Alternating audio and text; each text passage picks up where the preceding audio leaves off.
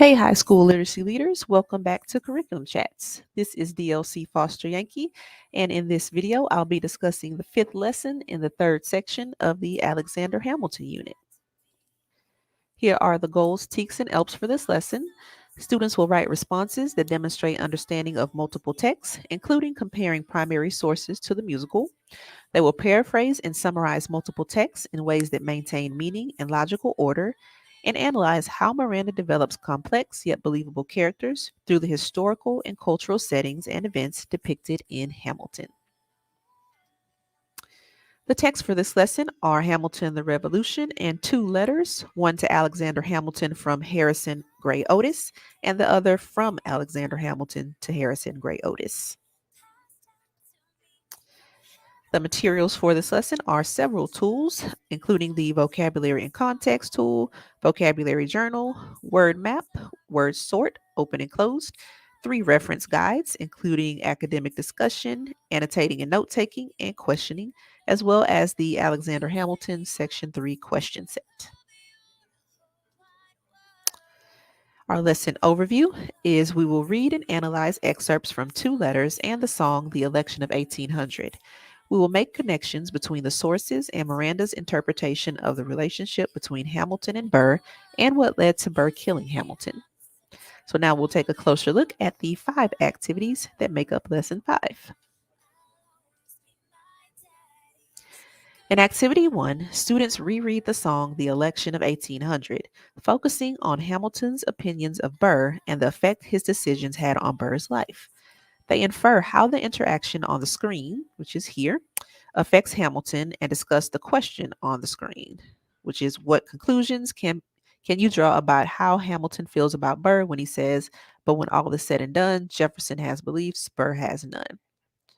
The purpose of this activity is rereading text gives students another opportunity to comprehend complex text, and the question sets provide an additional access point to help students peel the layers of the text to arrive at a deeper understanding of its meaning. This reading refamiliarizes students with Miranda's interpretation of this election and his word choice. During the reread, the text is divided into small chunks in order to focus student analysis of important ideas. Depending on students' ability to grapple with the text, the teacher might direct them to reread multiple times. Additional supports include having students use a text-specific question to complete either an analyzing relationships tool or an evaluating ideas tool. In Activity 2, students read 2 primary source letters between Hamilton and Harrison Gray Otis that discuss the election of 1800. Working in small groups, they read the 2 letters and while reading, underline sentences that help them understand Hamilton and Burr's relationship, as well as circle unfamiliar words. The purpose of this letter is Harrison Gray Otis was a Federalist member of Congress during the 1800 election. In his letter to Hamilton, he asks Hamilton's advice on whether or not Burr will work with the Federalist Party. Suggested supports are this text will be challenging for students, but one of the focuses of the group reading is finding unfamiliar vocabulary words. If students do not fully comprehend the letter after this reading, they will have a chance to improve their understanding when they define words and go back to the text. There are also guiding questions for teachers to help them determine supports for specific student struggles, as well as challenges for students who demonstrate advanced competency. In Activity 3, students note the unfamiliar words their group circled on the word map/Freyer model and complete one for each vocabulary word with their group underlined in the letters, also adding the words to their vocabulary journals. The purpose of this activity is the approach to vocabulary instruction represented in this activity focuses on reviewing and cementing key concepts and words that students have encountered in the text they have read and studied in this lesson. The activity could be modified and used either as a before reading preview or during reading support. There are suggested exercises in the teaching notes that allow students to interact meaningfully with new words. And once students have completed these graphic organizers, they would make a great addition to the classroom environment, perhaps even could be added to the classroom word wall.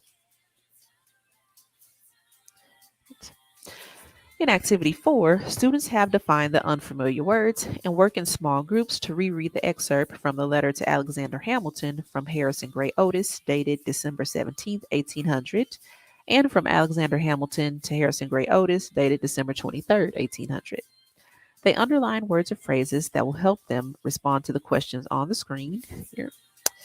After reading and discussing the answers to the questions, students share their thoughts and ideas with the class. This lesson has students practice the first read before closely reading a difficult text. During their first read, they focused on comprehension. Now they are looking more carefully at the content of the letter. In this lesson's final activity, students work in small groups to make comparisons across all three texts, the two letters, and the lyrics to the song. Students discuss the questions on the screen, then share their ideas, comparisons, and inferences in a whole group discussion. Suggested supports: the lyrics for The Election of 1800 are in digital form.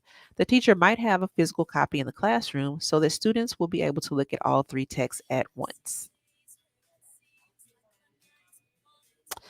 All right, so that concludes this lesson, and our cub is students will know what led to Burr killing Hamilton.